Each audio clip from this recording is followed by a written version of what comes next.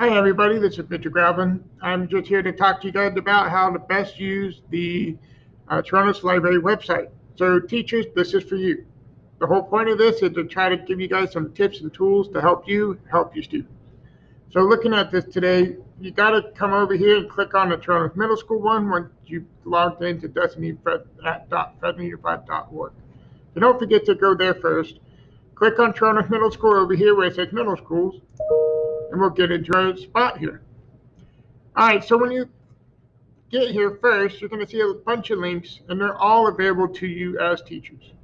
One of the things that I do like telling people to look at is check the tab up here at the top. You have the catalog, which is great. You can search the whole thing.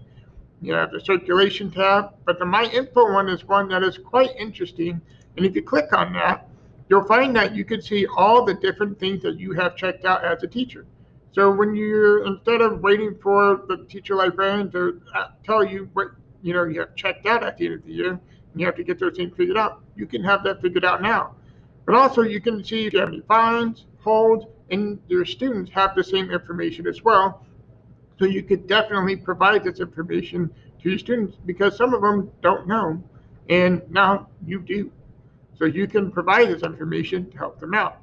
But if we go back to the Home tab, you're going to see all these different things that are organized throughout the entire website.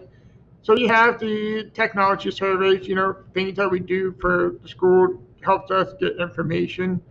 The bibliography section is fantastic because you have just different resources here that help you.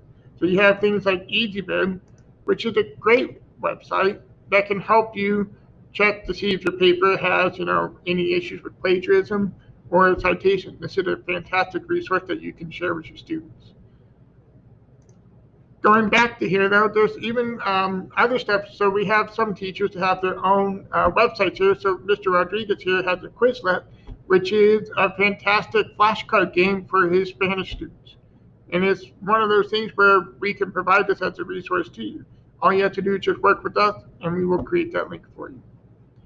The next section is the databases, which honestly, people, there's a lot of great information here. If you look at all of these, you'll see that some of these even include username and password.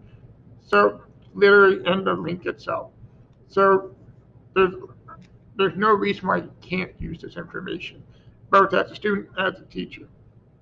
So make sure you guys are thinking about that and using it when you're planning things, because your lessons can be enriched far more when you're using these different databases. For example, you have the Gale database, which I'm going to take you right to. This is a fantastic database for all kinds of information, and it also provides in-text citation. So you're finding that your kids are going to be getting better information, which is going to help them create better products for your classes. And you can, search things up here where it says for ebooks, especially literature, but you can do a search as well. And you have a lot of different sections that you can look at. You have the National Geographic Library, you have history and context.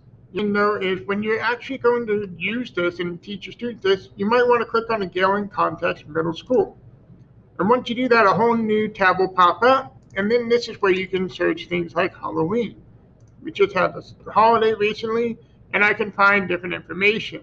We have information about Day of the Dead, things that our students are interested in. And when they read through some of these, we'll click on this, you have lots of information, you have vibrant pictures here, and at the end, you'll also see a source citation that'll help generate a source citation for whether you're using MLA, APA, even Chicago and Harvard styles. So there's a lot of fantastic information here, and they can also export this. You can also export this as well.